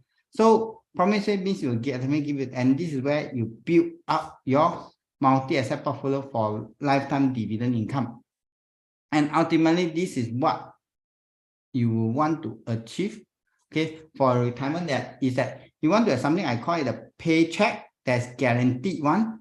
Means that you take care of bill, food, and transport. But you want this to be guaranteed to be taken care of, not based on market condition. And this is where CPF life come in. Okay, CPF life come in, will take care of it. But let's say you say I need 3K per month. Okay, but CPF life can only pay me 2K per month. How? So I need to top up 1K. So this 1K from where? Can be from retirement plan, can be from asset CPF OA balance, can be from Singapore savings bond, but Singapore savings bond only lasts you 10 years. Okay, so once this is taken care of, right, you then is something called a play check. Then you depend on your risk-based for dividends.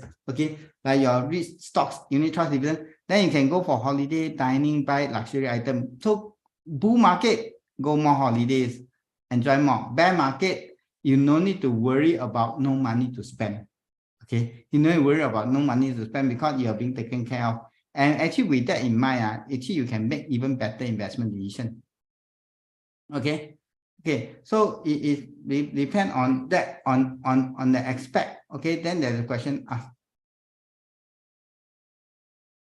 Okay, so this is what we're talking about on the bear and bull market in this aspect. Okay, so this is how you determine on that. Okay, there's a question asked. Okay, how much is split between guarantee? That actually no guidelines. That actually every insurance company is different. That depends on how the insurance company do that. So this is why that's why I show you comparison. Different insurance companies give you different returns. Okay. No, depend on how the actuaries calculate and how confident or how the insurance company want to project it. And some of them project very conservatively, some of them project very aggressively. Okay, so this is something you need to take note also. Okay, sometimes too aggressive, they may not able to return. So you also need to do their track record. Did they actually deliver what they have projected in the past for all their old plans? Okay, so that is something you need to research on that also. Okay, so this is where we talk about multi-asset portfolio, and this boils out to a lifetime income you may want to consider building a multi-asset. Okay, and it boils out to the course actually conducted under IBF is called the Lifetime Income Mastery. It's for those that want to build multiple layer of income for themselves or for their family. Okay, using multi-asset approach. Okay, and this is where this is the course. Actually, the next batch will be in April. Unfortunately, it will be April because I'll be traveling quite for the whole month of February. So okay, so this course is conducted by me. Okay, and is the IBF course. Okay, where it is funded by IBF. So this course is divided into 10 modules. Okay, 3 parts. Part 1 is personal finance. Part 2 is talk about various asset class. And part 3 is talk about how to build a multi-asset portfolio. Okay, so for part 1, first thing, module 1, we talk about check your finance. A lot of people want to invest, but they didn't know that how much they have.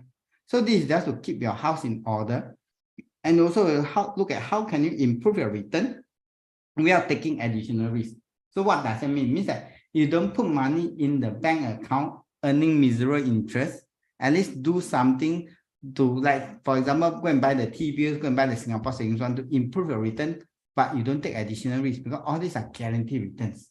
Okay, by doing that, actually you improve your returns a lot already. It's not asking you to take money from your savings account to go and buy the stocks that you never buy before one. And that one is not improve your return. That one it may cost you lose even more money. Okay, so number 2, we're talking about downside risk, which actually talk about insurance. Insurance will never make you rich, but we need certain form of protection. Okay, so that we don't need to sell our shares when the market downturn to pay for medical bills. So it is really a jungle out there in that. And when talk about insurance protection, I'm not going to talk about investment plan. I'm not going to talk about endowment. I'm not going to talk about universal life or this plan. I mainly focus on talking about protection purposes. And we're talking about how can you bring down your insurance premium so that you can lower your cost and don't be a slave to pay insurance premium. And at the same time, you are protected. So we're talking about how to find a cost-effective plan on that so that you got more money to grow for retirement. Okay. And the next part 3, module 3, we'll talk about CPF. Okay. We'll talk about CPF and what are the costs you need to incur. Okay. What are the things you need to watch out when you do a CPF investment. And of course, we'll talk about CPF shielding. I talk about OA. We also talk about SA shielding. And we also talk about OA shielding. Okay. And some of you told me, Darren, I'm over 55 already. This is too late to know already. Then we talk about withdrawal strategy. How can you withdraw a CPF OA money out first by not touching your SA? Because the normal withdrawal process is must empty your SA, then can touch your OA. But there's a way you can go around doing it. But of course, you need to understand the risk. We'll talk about the risk also. You must understand the risk. And if the risk that you can bear with it and you know what is the pitfall, then you can consider that type of step. Okay. Then module 4, we talk about SRS. Okay, besides talking about, does it make sense to contribute to SRS or not, and what can you invest in the SRS, where a lot of financial advisor, insurance agent ask you to do one, because that's where they earn the commission also, because I also earn commission by asking clients to do that. Okay, but we are also focused more on how to withdraw your SRS money. That's enough focus. How to withdraw SRS money by minimizing your tax implication at withdrawal. Because what happens, you can grow your SRS money by a lot. Now, how to bring it, how to bring down that tax application. So the first one is for personal finance. After that, module 5 onwards, we talk about asset class. So the first asset class we'll talk about is bonds. Okay, we will definitely talk about the guarantee part, the T-bills, the Singapore government bonds, the Singapore government bonds here, and the Singapore savings bond. This is guaranteed, but we will more focus on actually this one, which is the retail bond, wholesale bond, and the preferential share. Because this is the one that if you didn't pick the correct one, it can buy another high flux, where you lose 100% of capital. So this is a hands-on class. it's not a theory class. So what does that mean? That means that at, let's say today is the cost, we'll look at the closing price of the bond today. And we analyze the bond on the spot during the class to see does this bond worth to invest or not. And if, sometimes you even find, hey, tomorrow is a good time to buy the bond. Tomorrow you can just go and buy the bond. Okay, so this is how real time is. We don't talk about the past, we talk about current. So we analyze at least 2 bonds in a class. And at the end of the course, you can use this method to analyze any bond that you want to buy, because the method is the same. Okay, next we talk about stocks. Okay, so for stocks, we will focus on value stocks. Okay, we're not going to look at growth stocks. And value stocks, we are not talking about value investing. We are talking the stocks that are able to pay dividends on an ongoing basis, or call on a perpetual basis. So we're going to focus on Singapore stocks. Okay, we'll analyze at least 3 Singapore stocks in a class, but you can use this method to even analyze value stocks in Hong Kong or US market, because the method is the same. Okay, at the end of the course, I give you a list of stocks that you can look out for it. Okay, you can put in your portfolio to be a dividend stock portfolio. And next, we'll talk about REITs. Okay, not all REITs are the same. So we'll analyze at least 3 REITs. Okay, and we look at what are the key parameters we need to look into it. And from there, you determine how to pick REITs. Okay, in the end, how to pick a REIT. And at the end, of course, I'll give you a list of REITs you can consider to be part of your portfolio. Okay. And the next asset class is unit trust. As I mentioned, there's about 2,000 unit trusts in the market. So we'll analyze 1 bond fund, 1 balance fund, and 1 equity funds. Okay. So from there, you're able to determine where does the dividend come from, how can you spot the dividend trend, okay, and what are they investing in. And also at the end, I'll give you a list of unit trusts you can consider to be part of a portfolio. It can be even SRS Invest, CPF invested. Okay, and we'll talk about savings and retirement plan. Also, we'll talk about what are the things that you need to look out for when you want to buy this type of plan, and what are the risks. Okay, although I say no risk, but it's no risk. The risk is the return side, the non-guaranteed part return, and what are things you need to watch out for. Okay, when it comes to buying retirement savings and annuity plan. And the last part, of course, is you need to put everything together to build a multi-asset lifetime income portfolio. Okay. But to do this, you need to have tools. Okay, you need to have tools, and thus there's a prerequisite for this course. First, there's 2 prerequisites. This is an online class, so you definitely need to know how to use the computer. You need to know how to surf the internet, because I can't hold your mouse to click. Number 2, you must know how to use Microsoft Excel. I'm talking about the basic form of Excel, not asking you to do macro programming like that Excel. Okay, because without that, you can't plan lifetime income. Okay, and on top of that, okay, there is another thing called a special bonus. This is only applicable for those that attend the course this year. Okay, so the previous year graduate don't have this bonus. Okay, as there's a lot of demand from graduate asking me that we are talking about dividend stocks in Singapore. What about overseas? So after the course, I'll have a separate 2-hour live webinar just to talk about dividend growth stocks in US. Okay, in US side. Okay, why dividend growth stocks in here? A lot of people say US got 30% withholding tax, right? Correct. It's 30% withholding tax for dividend, but you just forgot about the 30%. Just take that the dividend, you just take 70% of it. But I look at it, if the dividend will able to grow for 25 years or even 50 years. Okay, which hardly you can find that in Singapore stocks. Okay, and the dividend is increasing on. So what is that 30% withholding tax? Okay, so this is what we'll talk about, the US dividend growth stocks. And I got another 2 hours live webinar, so there's actually 2 sessions. Okay, and just talk about US sector and bond ETFs.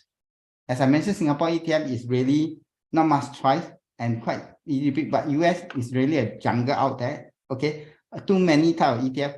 And we'll zoom into US sector and bond ETF in the section. So you can actually also use to build a US bond and sector ETF portfolio after the same course. Okay, this tool is optional. It's not part of IBF course. Some of them say I don't like US market. Then you can don't attend this special bonus session. Okay, because it's not of the prerequisite, not of the requirement by IBF. It's a bonus add-on to graduate attending this year. Okay. And okay, and there is this CQ station is a post-course support. Okay, I consider it's a lifetime support as long as I'm still around. CyberCode is still around. You can join this CQ station and you can post your question there, and I will able to answer a question along the way. Okay, and I also got my YouTube channel. You can go and subscribe to my YouTube channel as there's other relevant document inside, and some of them actually is a course content. And for today's session, actually, I post on the YouTube, actually doing a YouTube live now. Okay. And you can go, I'll leave it there for maybe about 1 week. You can go there. If anything you want to follow up, you can just go to the YouTube live to take a look on that. Okay. And I got my Facebook page. You can also go and follow my Facebook page on my other webinars. Okay. This course is pre-funded by IBF, but do think of the funding is dropping over the years. Initially, it's 80 to 90. Then after it dropped to 70 to 90, now it's 50 to 70 because COVID already over. So sooner or later, will this gone or not? I think maybe there's a possibility it may be gone. So it always pays to take action fast. For those that take action fast, of course, they get a bigger benefit. But currently, we can't turn back the clock. Okay, but we know that this is the current sponsored by IBF now. Okay, if you are below 40 years old and a PR, 50% of cost fee is being pre-funded by IBF. And you're above 70 years old, 70% of the cost fee is pre-funded by IBF. And the balance you can use your skill future credit to offset. Okay. So for those that don't know IBF is called Institute of Banking and Finance. Is a statutory board under MAS. So the funding actually comes from Ministry of Finance. Okay, it's Akong pay money for you to attend course. Okay, in short, I can say that. So this is the cost date. So the cost fee is 1620. Okay, if you are Singaporean below 40 years old or PR, you need to come out 870. You are Singaporean above 40 years old, you can come out 570. And you can use a skill future credit to offset it. Okay, you can use the skill future credit. If you still have skill future credit, you can use it to offset it. For those that never use a skill future credit, I think you got 1,000. Okay, and if you are keen, you can just scan this QR code or go to this link or anything. You can contact our Jurong East team for this aspect. Okay, and for those that keen on my risk analysis course, which is happening in end March. Okay, the cost fee is the same. It's just the date is different. Okay, so this is my risk analysis course. On that, if you want more detail, you can drop our team an email on that. Okay, and for those past graduate, right? For those past graduate that attend my lifetime income mastery course already, you want to re-attend the course, there will be a 50% discount on the course fee. Okay, so what I need to do is just need to sign up and drop an email to CyberCode. Okay, past graduate, you know about CyberCode, just drop an email to. And for those past graduate that want to attend my risk analysis course, you'll get $300 off the cost fee. So the same thing, you just need to register. Then after, drop an email to CyberCode and they'll counter check when you graduate. Then they'll give you the $300 discount.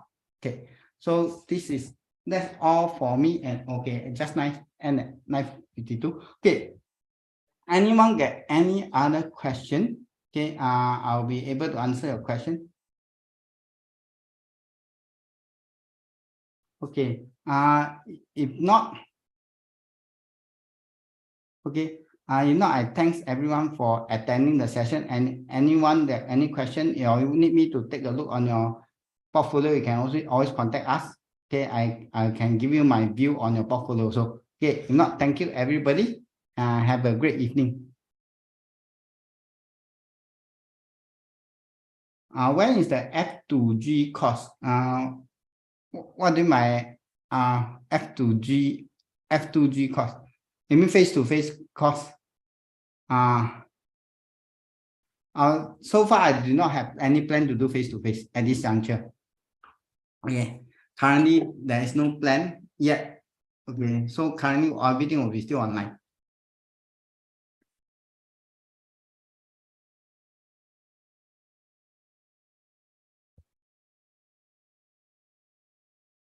S&P ETF cannot be buy for retirement. I don't think it can be buy because first thing, if you want dividend income, S&P 500 ETF don't pay dividend income, and it's in US dollar, and there's a currency risk. Okay, unless you stay in US, then there's that separating. You are staying in Singapore, I think your member of income is still want to be in Sing dollar. Okay, since optimum portfolio was mentioned, is there an Excel spreadsheet to calculate what is optimum portfolio, assuming bonds, equity given a different level? That actually they don't really have so-called optimum portfolio in that because everyone is different. Okay, and thus there is don't have a model portfolio for everyone. Everyone is different. Some people are more risk averse, some people are more aggressive. So there's no such thing called optimum. Optimum to one person may not be optimum to another person. Okay, so they don't really have something called optimum portfolio. I would say that you'll be a more customized portfolio to individual. Well, everyone is different. Okay, everyone is different. So that everyone have different tolerance for risk. Okay, thus we cannot use that as optimum portfolio for everyone. But I would say that you want a customized portfolio for individual, every individual. Okay, when is the closing date? There is no closing date. It's just that this course only taking 40 packs per batch. Once they hit the 40 packs, the registration will just auto close. Okay, because to get the funding is IBF have the criteria that the course cannot take in more than 40 packs. If the course has 41 packs, all the 41 of them got no funding. Okay, so the rule of 40 packs must strictly follow. So you ask me when you'll close that when he hit 40 packs. Okay, that one will be beyond my control because Cybercode will check when they hit 40 packs, they remove this registration. Okay. Where's the course held? Is online Zoom class? Okay, it will be held online via Zoom. Okay, it is a live online class. It's not a face-to-face class.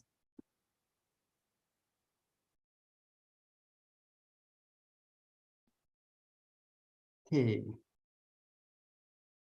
So, any other question? If there's no further question, I'll be still left this thing for around 5 minutes before I end the Zoom.